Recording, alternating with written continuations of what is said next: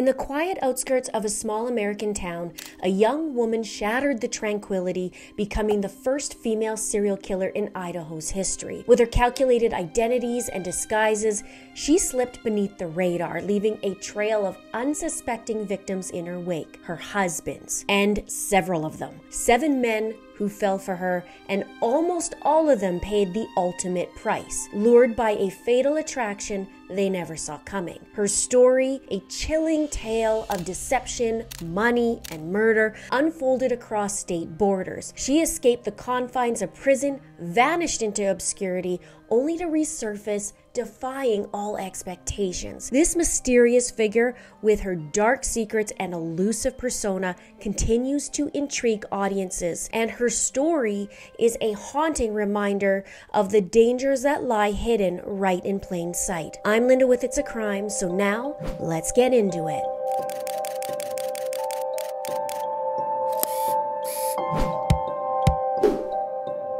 Meet Anna Elizabeth Trueblood, born on October 16, 1892 in Keytesville, Missouri. She wasn't always known by that name. No, she preferred Lyda. Well, most of the time anyway. She had a few other monikers as well: Flypaper Lyda, Black Widow, Lady Bluebeard, among others. But we'll save those details for later. Lyda came from a bustling household with a total of 11 other siblings. But in 1906, she was uprooted by her farmer father, William J. Trueblood, to Twin Falls, Idaho, when she was around 14 years old. In the early 1900s, Twin Falls, Idaho was a rapidly growing community. Founded in 1904, it quickly transformed from a largely undeveloped area into a bustling town, thanks to the establishment of extensive irrigation systems. And the Twin Falls Canal Company, formed in the early 1900s, played a pivotal role in this transformation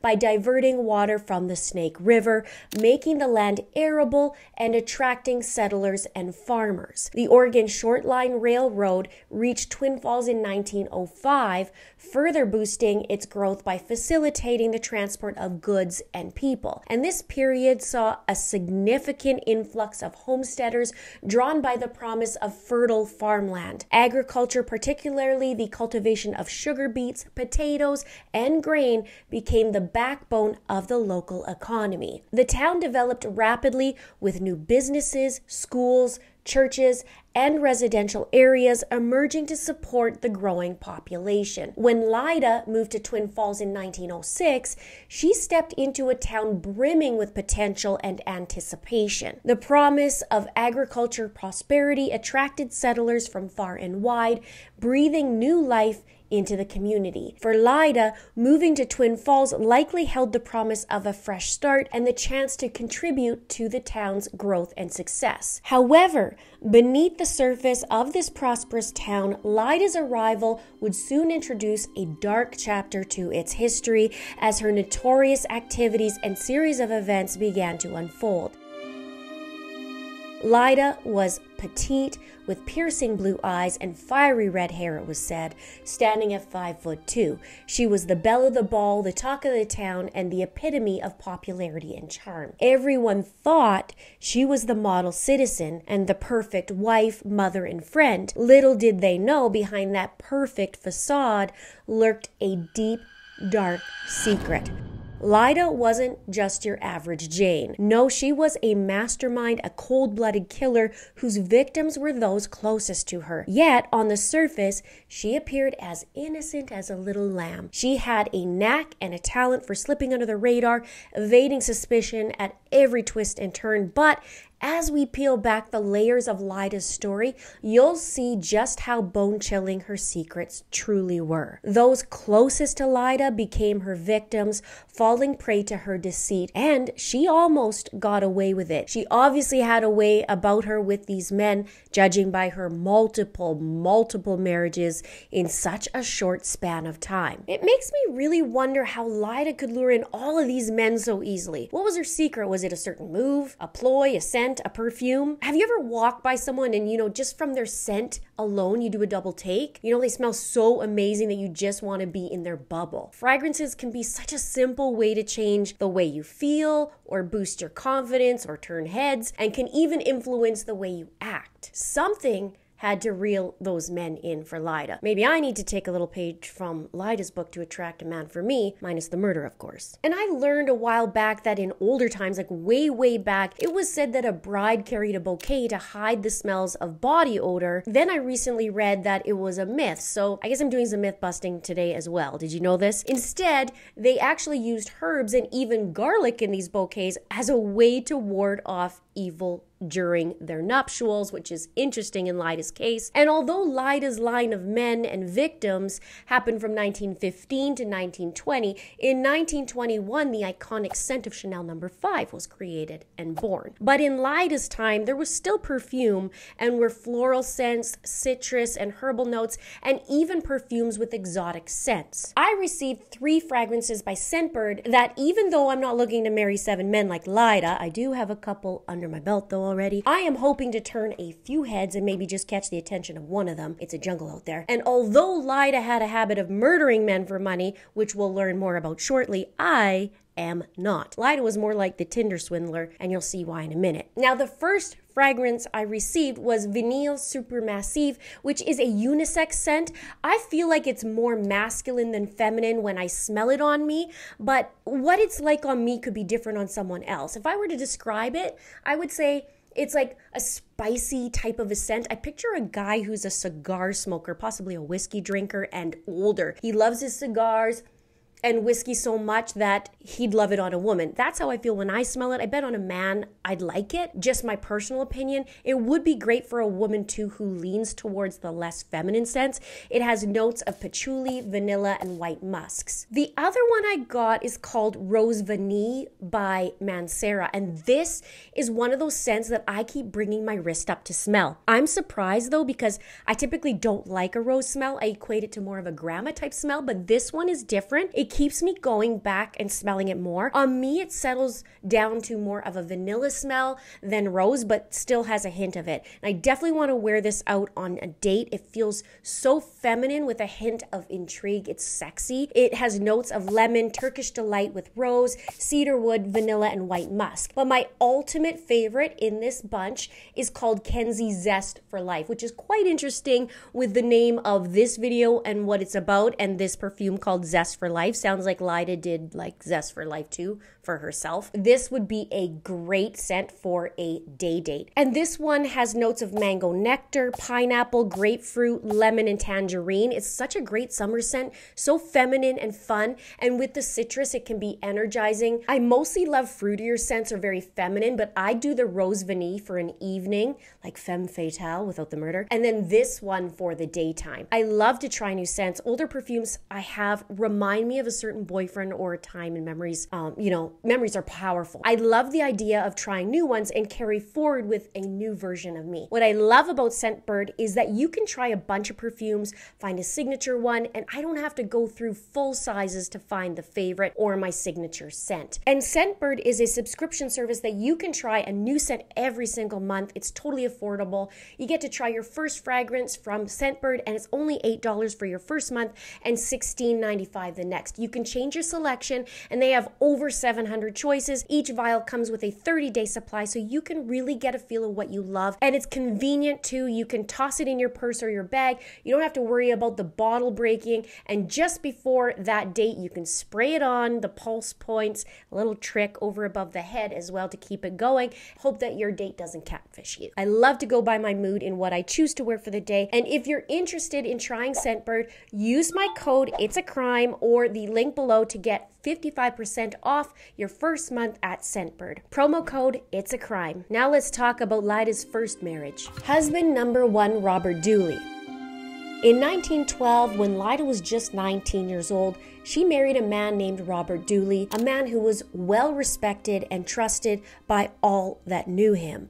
And Lyda was already known as a very pretty and popular girl who had a bunch of friends and young admirers. The couple got married at Lyda's sister's house. They wed on March 17th. St. Patrick's Day, a day chosen perhaps in the hope that it would bring the couple good luck. They set up their new life together on a ranch in Twin Falls, Idaho, where they also shared space with Robert's brother, Ed Dooley. There was already a little bit of drama, though, in the beginning of the relationship, as Robert apparently was first interested in Lyda's older sister, Blanche. But when he traveled to her house to see her, he found out that Blanche was actually married, and so he chose Lyda instead. How would you like to be someone's second choice? Lyda and Robert got a farm close to the family's house about 6 miles southwest of Twin Falls. Now, a year and a half later, on September 16th, 1913, their family grew with the arrival of their little baby girl named Lorraine Marie Dooley. Raising a baby in Twin Falls in 1913 was a labor of love intertwined with the realities of frontier life. Mothers dedicated significant time and effort to caring for their little ones, with feeding being a central focus, no different than today. But the absence of modern conveniences meant that preparing homemade baby food and washing cloth diapers consumed much of their day. Access to healthcare was limited, requiring mothers to rely on home remedies and the occasional visit from a local doctor for medical care. Despite these challenges, mothers found solace and support in the tight-knit community of Twin Falls, where neighbors and relatives lent a helping hand. But this seemingly idyllic family life took a drastic turn almost 2 years later in August of 1915, marking the beginning of a string of bizarre and deadly events. Ed Dooley, Lyda's brother-in-law and Robert's brother, passed away suddenly on August 9th, 1915, at the age of 41, succumbing to typhoid fever, according to death records. Now, typhoid fever was no joke. It's a bacterial infection causing high fever, diarrhea, and vomiting, often spread through contaminated food and water, and could lead to severe complications and even death. It was a really challenging disease at that time and resulted in significant suffering for those affected. According to statements in court documents, Lyda's brother-in-law Ed was a hard man to live with. He was a 41-year-old bachelor set in his ways and reportedly caused friction between him and Lyda. And the timing of Ed's death was oddly timely because he died just after he obtained a life insurance policy, and that policy was payable to Lyda and Robert, amounting to $2,000. In today's amount, that equal around $55,000, but an amount substantial in 1915. And Robert and Lyda took Ed's body back to his home place in Keytesville, Missouri for his burial. It was speculated that he died from eating canned sardines and fresh milk, and apparently folklore at the time held that this was a deadly combo. Then, just 2 months later, on October 1st, 1915, tragedy struck yet again in the family. Robert, Lyda's husband, breathed his last breath at the tender age of 28, also claimed by typhoid fever. And wouldn't you know it, Robert too had a life insurance policy, netting Lyda a tidy sum of $2,500, bringing her windfall, so to speak, at a staggering $4,500 in just a matter of months. The Dooley family grew suspicious, though, of both men's untimely death, especially the suspicions of the brother's father, Alonzo. Lyda said that Robert may have eaten poisoned greens, which is interesting because it seems in many cases of killers, they will have little tells and like to leak their info. But the Grim Reaper was not done yet with Lyda's family. Just 6 weeks after Robert's passing on November 30th, 1915, little 2-year-old Lorraine joined her father and uncle in death, also falling victim to typhoid fever, or so Lyda claimed. She insisted, though, that Lorraine's demise was said to have been from drinking water from a contaminated well. Was it, though? And in the blink of an eye, in a mere 3 months, Lyda lost her husband, her brother-in-law, and now her precious little girl. On the surface, it seemed like a really horrible tragedy, but was it? In a little bit, I'll tell you what she said about children, but let's talk about husband number 2 first. William McAfee. A year later, on December 20th, 1916, Lyda, moving on from her tragic past, met a man named William G. McAfee, who was said to be a waiter at her favorite Twin Falls restaurant, and an announcement was made in the local newspaper of their upcoming marriage, saying W.G. McAfee and Lydia May Dooley were to wed. She managed to persuade William to move to Hardin, Montana, a journey of 550 miles away. Then, not even 2 years later, on October 22nd, 1918, just 2 months shy of their second anniversary, William passed away at the age of 29, and just 6 days after Lyda's 26th birthday. His death record attributes his death to lobar pneumonia from the Spanish influenza. He was laid to rest in Twin Falls, Idaho. At the time of his death, the flu was at its peak in and around the area. In the last few days of William's life, he spent most of the day or two in bed complaining of being ill. Lyda gave her husband buttermilk, hamburgers, sandwiches, and a toddy during this time, but it only made him worse. And his final hours were at his farm just outside Hardin, Montana, and the day before he died, during a visit made by the doctor, he gave instructions to Lyda and gave her a hot pack and told her that William was to be kept warm and covered. He later testified when he came back to the farm, he found William lying in bed, his chest exposed, feet uncovered, and in a dying condition. Ooh, that is scandalous. On the morning of his death, and according to a female witness in court, Lyda had expressed to her an uneasiness of her mother-in-law attending. And the witness quoted Lyda saying, "You know, the Dooleys wanted to dig up and examine the bodies of Ed and Robert, but my father has a good deal of influence and bluffed them out." She also said, Mrs. McAfee did not think her husband was going to live long. She felt it in her bones, and besides, the fortune teller had told her that she would have a third husband and he was going to be wealthy. Now, in other testimony, it was also said that William actually slapped Lyda, and Lyda said that if he did it again, she stated that she would take a gun and, quote, shoot his head off. And the witness said the couple was happy at first, but then William got to the point that he just couldn't smile anymore. Before his death, one of the neighbors also testified that when this neighbor took soup to him, he had told her that he was being poisoned. Now, at this point, one might assume there was a life insurance policy also on William, and in fact, you'd be right, there was. But unfortunately for Lyda, she couldn't collect on William's $5,000 policy because he had let it lapse, failing to make a payment. And despite Lyda's efforts to pay the premium and reinstate the policy after William's death, the payment and the reinstatement was denied,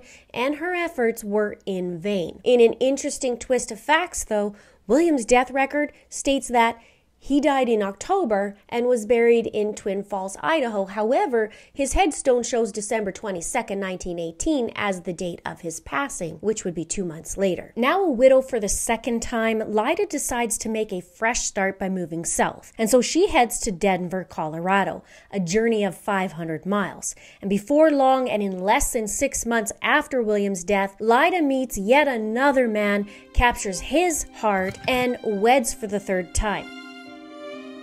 She married an equipment salesman named Harlan C. Lewis on March 10, 1919. They decide to make their way and move to settle in Billings, Montana to build their new life together. However, just 4 months later, on July 6th, 1919, tragedy strikes yet again as Harlan passes away at the age of 33. His death record lists acute nephritis as the primary cause of death, which is basically inflammation of the kidneys, often from an infection or autoimmune disorder. It can lead to symptoms such as blood in the urine, swelling, high blood pressure, and kidney dysfunction. If left untreated, it can cause serious complications, including kidney failure. His secondary cause of death was acute gastroenteritis, which is a fancy word for the stomach flu. Lyda then attempts to collect on Harlan's life insurance policy, which is $5,000, and she succeeds. Harlan is laid to rest in their town of Billings, Montana. With 3 husbands behind her and all deceased, Lyda then decided to return to Twin Falls, Idaho, but opted to change her name to Anna May and revert her last name to McAfee, her second husband's surname. Now known as Anna May McAfee, she secured a job at a local cafe where her warm presence endeared her to the community. She was known and loved for her bright presence for those around her. And true to form, Lyda didn't remain single for very long. She soon caught the eye and attention of Edward F. Meyer, a ranch foreman. They were engaged for about 5 months and then were married on August 10th, 1920 in Pocatello, Idaho, about an hour and 40 minutes away from Twin Falls, making him husband number 4 in the space of 8 years. But there's a new twist to their story. Edward first met Lyda while she worked at the cafe, and this time they secretly wed. They spent their wedding night at the luxurious Rogerson Hotel in Twin Falls, where Lyda was lodging. And the Rogerson Hotel was a historic landmark in Twin Falls and renowned for its elegant architecture. It featured 85 rooms, some having private baths, and it offered upscale accommodations and first-class amenities. Throughout history, it hosted a diverse set of guests, including prominent politicians, business leaders, and celebrities who were drawn to its charm and its hospitality. It was a cherished landmark and has since been demolished. Now, the day after they wed, Ed heads home to his ranch and Lyda continues to stay at the hotel. Edward was under the impression that Lyda was well off, but the day after they wed, Ed was persuaded by Lyda to draft up a will naming her as the sole beneficiary of his estate and instructs Ed to obtain a life insurance policy.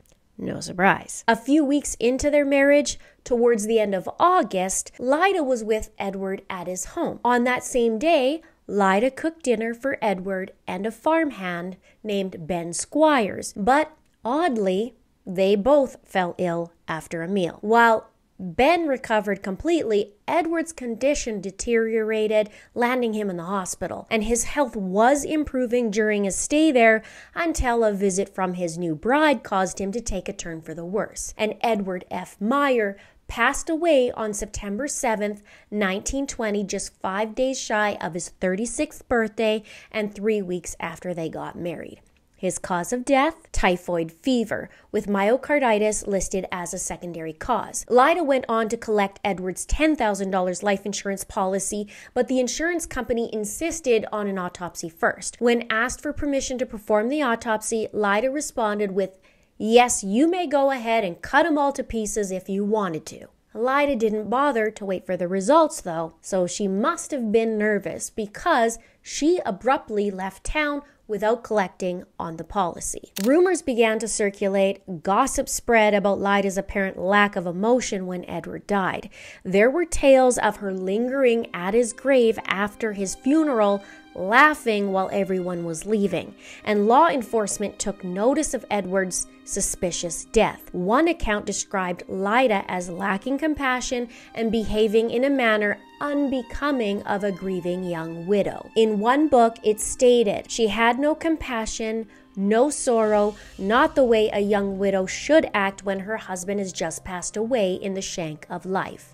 Edward's mysterious death prompted a deputy named Virgil Ormsby to launch an investigation, and over the following months, Deputy Ormsby prodded into Lyda's past, meticulously piecing together each clue in all the suspicious circumstances. The deputy made a little road trip to Billings, Montana, to investigate the death of husband number 3, Harlan C. Lewis. And during his inquiry, Deputy Ormsby discovered something intriguing, that Lyda had purchased large quantities of flypaper from a drugstore in Billings just before her second husband, William McAfee, died in 1918.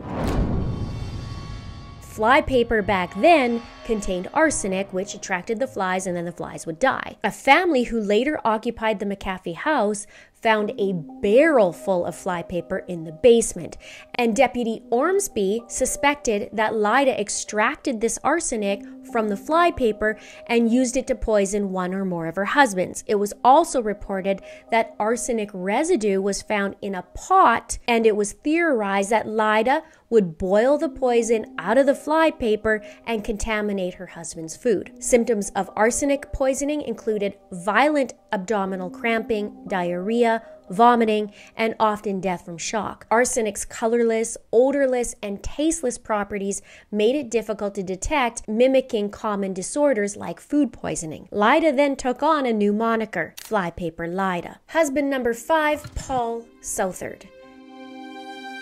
Deputy Ormsby meticulously traced Lyda's movements from Idaho to California, Mexico, and eventually Hawaii, where she had her sights set on her next target, husband number 5, Paul V. Southard, a chief petty officer in the Navy. He became her 5th husband on November 23, 1920, and wed under the alias Eva Edith Meyer. It was reported that Paul applied for a $10,000 life insurance policy, naming Lyda, or Eva as he knew it, as the beneficiary. About 6 months into Lyda's marriage to Paul, in the spring of 1921, and nearly a year after the death of her 4th husband, Edward Meyer, an exhumation took place of poor Ed's body. Discovered in the results of his autopsy was enough arsenic to have caused his death. This newly found discovery prompted the exhumation of Lyda's other husbands, whose bodies also revealed lethal quantities of arsenic. From these findings, Lyda was arrested in Honolulu and formally charged with murder on April 22,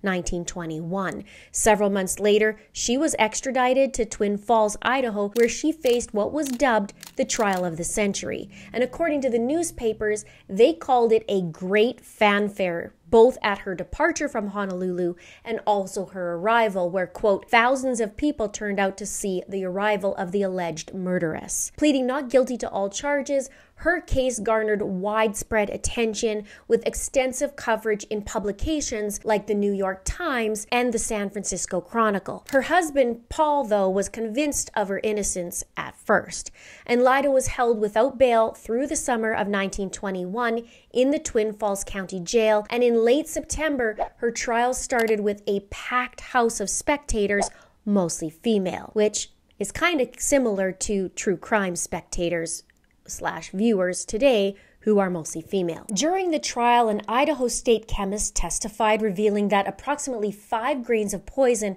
were found in husband number 4, Ed Meyer's body. And although arsenic wasn't found in Lyda's little daughter Lorraine's body, a newspaper had reported that Lorraine was suspected to have been starved to death, or officially had died of neglect and malnutrition. And in court testimony, Lyda allegedly said that she didn't really like children. The witness said, "I asked Lyda once if she did not wish for her little girl when she was lonesome. She said, no, not necessarily. I'm not much for kids." Now, at first, testimony in court was only allowed regarding the death and case of Ed Meyer, but the judge eventually allowed both testimony and evidence of the other men who tragically died. And over 100 jurors were questioned and dismissed before the trial began in October of 1921. The final jurors were all male. And something interesting and peculiar took place in that trial. Shown were sealed jars on a table near Lyda and contained various pieces of organs of her various husbands. And when it came to Lyda, she was reportedly quite animated when she testified and addressed the all-male jurors directly, kept eye contact with them. She was described as very attractive and flirtatious, who, quote, had a way with men and could, quote, twist men around her finger, obviously. But at the end of the trial, the judge said for Lyda's testimony to have any credence whatsoever, several of the witnesses would have had to perjure themselves. And one of the arguments in court was that maybe arsenic could have been introduced to the victims' bodies between death and the burial, but chemists testified that would be impossible. Following deliberation, the 12-man jury found Lyda guilty of second-degree murder. She was sentenced to 10 years to life at the Idaho State Penitentiary in Boise, Idaho. Meanwhile, Chief Petty Officer Paul Southard, also known as husband number 5, filed for divorce after Lyda's arrest, grateful and lucky to have escaped his potential fate. Now, while incarcerated, Lyda maintained a, quote, plump and cheerful disposition, engaging in the sale sale of fancy needlework to visitors. And these visitors found they couldn't resist her appealing voice and persuasive sales pitch, and she managed to attract many buyers. But during her time behind bars, Lyda struck up a friendship with fellow inmate named David Minton. Upon David's release, he purchased a car, drove to the prison, and waited for Lyda as she escaped on the night of May 4th, 1931. Lyda was said to have escaped prison using what was intended to be a trellis for flowers, but it was made 2 years prior in the prison's blacksmith shop. And the two 6-foot segments were fitted together and formed a 12-foot ladder where she climbed to the top of the wall and then dropped a hose and a rope made of blankets over the wall and climbed down to her freedom.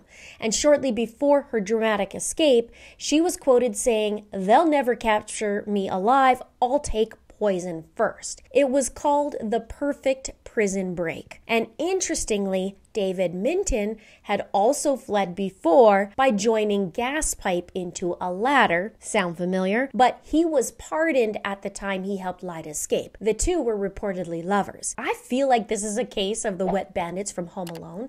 Not just about the escape, but Lyda's ways that she killed, and it was forming a pattern. Leads right back to them or her. The pair fled across Idaho and headed to Denver, Colorado in a newly purchased 1921 Hupmobile, and even stopped off at Lyda's mother's house along the way. But David was said to be a lousy driver, even though he was a car thief, and en route to Denver, it was said he got into an accident. David had to go to traffic court, and Lyda was said to have gone with him. He paid his fine and then left with Lyda behind the wheel. And Lyda apparently bragged about, while being in Denver, that she attended parties and even, quote, danced with cops and lived with David as man and wife for a while. A $50 reward poster circulated after her escape describing Lyda, prisoner number 3052, and a height of 5'2", 142 pounds, with light brown hair, blue eyes, a sallow complexion, and a very shifty look. Husband number 6, Harry Whitlock. Now, while in Denver and still on the run, Lyda just couldn't help herself and entered into another marriage, this time with husband number 6, Harry Whitlock. And she was now Fern Zellers Rains when she met Harry. And they met between November or December of 1931. She took on the roles of housekeeper to care for Harry's son Benjamin, who was 9, and a nurse for his ailing mother. But Mrs. Whitlock died, and it was said that she died from anything but natural causes. She died on January 3rd, and by March, Lyda and Harry were married, or I should say Fern and Harry. Now, a few months later, on July 4th, Harry's 9-year-old son Benjamin became ill, but Lyda, aka Fern, refused to take him to see the doctor. Harry insisted, of course, and the doctor said that the boy had an attack of indigestion. Once they got home, Lyda fed him egg whites, which was apparently an antidote for several poisons. As for Mrs. Hazel Whitlock, she died in Denver Hospital from the effects of poison she took at her home. Mr. Whitlock said she took the poison after they got into a quarrel, and he tried to knock the poison from her hand, but it was only partly successful. I feel like that's another story in itself. Now, in 1932, David Minton, who had assisted Lyda in her escape, was arrested in Denver. He confessed to authorities about Lyda, who was now using the alias of Fern Zellers Rains. Upon hearing of David's arrest, Lyda fled Denver. But law enforcement eventually caught up to and apprehended Lyda in Topeka, Kansas, 15 months after her escape. And husband number 6, Harry Whitlock, aided authorities in her capture and subsequently divorced her in 1933. Their marriage was later annulled. Thus, Lyda found herself back in the life of prison, and throughout both of her incarcerations, she repeatedly campaigned for a pardon, exhibiting almost hysterical behavior, it was said, each time she was denied. And prison life for Lyda was quite different than it is these days. Lyda's personality seemed to captivate not only her suitors, but also the warden himself, who granted her and some other inmates certain privileges, even allowing them outings beyond the prison walls. In November 1933, 12 years into Lyda's sentence, she and 2 other inmates ventured to the Fox Theater, now known as the Egyptian, to watch a movie called Flying Devils. And one of the inmates, Marguerite Boggin, engaged in a fatal struggle with her husband over a gun during an argument resulting in his death. She was later pardoned. And the other inmate and moviegoer, Angela Hopper, a former city clerk in Boise, had recently pled guilty to embezzling over $50,000 from local improvement districts. And these three women and inmates were not alone. Accompanying them were friends Mr. and Mrs. George Rudd, with George Rudd being none other than the warden of the Idaho State Penitentiary. And Warden Rudd seemed to go beyond his official duties, taking Angela Hopper for a joyride on the day she was incarcerated, and even allowing Lyda to visit her mother in Twin Falls, leaving her unsupervised for hours. And such liberties were not uncommon at the prison, with inmates sometimes being permitted to hike along the Boise River, play tennis, or enjoy picnics outside the prison walls. And Warden Rudd viewed these gestures as simple acts of kindness in hopes to aid in the rehabilitation of these prisoners. Remarkably, during his tenure, there wasn't a single escape, and Lyda remained behind bars until her parole in 1941, making her 49 years old. And the governor at the time initially opposed her release, believing it was in the best interest of society to keep her incarcerated. However, he was outvoted by two of his colleagues on the parole board. And in an article, Lyda was quoted saying, "I will never marry again. I have not met any man who would interest me. Religion is my whole life now." And interestingly, the same year, the prosecutor in Twin Falls made an application to have the jars of human organs destroyed, which sat in that courthouse basement for almost 25 years. And in 1943, Lyda was granted a full pardon as long as her sister provided a place for her to stay. But it seems that Lyda overlooked her own words of never marrying again, though, because once she was released from prison, well, I think you can guess what happened. She did indeed tie the knot again for the 7th time. His name was Hal Shaw, and if you guessed that he met an untimely demise too, well, here's the plot twist. He actually mysteriously disappeared a couple of years later, and although Hal vanished, his disappearance was never conclusively linked to Lyda. And Lyda, now going by the name of Anna E. Shaw, relocated to Salt Lake City, Utah, where while walking home one day in 1958 at the age of 65 years old with a bag full of groceries in hand, she died from a heart attack. She is buried back in Twin Falls, Idaho, and she was buried quietly, it was said, and without publicity, at a plot owned by her sisters and brother-in-law. A song penned by an unknown author around 1921 titled Southard's Famous Apple Pie immortalized Lyda's infamous pies laced with arsenic. The lyrics, or part of the lyrics, went, "Oh, Twin Falls farms are bonny in the middle of July, and 'twas there that Lyda Southard baked her famous apple pie." The murders proved lucrative for Lyda,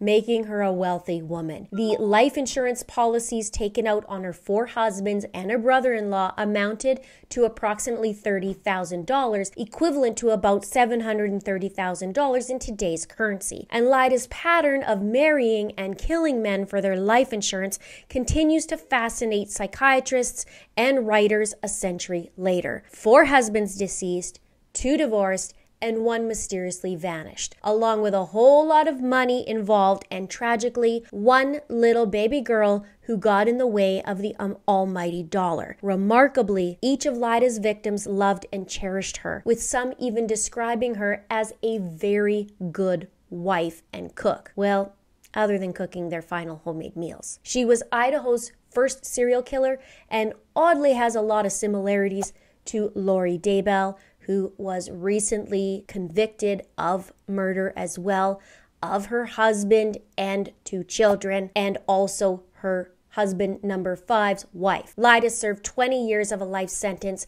Idaho law requires death by poisoning, a first-degree sentence, and she received second-degree. Her husband, Paul, who luckily wasn't killed by Flypaper Lyda, was quoted saying, "I feel that society would be better served by her remaining in the penitentiary. I'm afraid of that woman. She's a poisoner." Thank you so much to Scentbird for sponsoring this video. Don't forget to use coupon code It's a Crime. And if you think this case is interesting, check out my video comparing Lyda with Lori Daybell. It's like Lyda was reincarnated. They even look alike. And check out here what YouTube thinks you may like.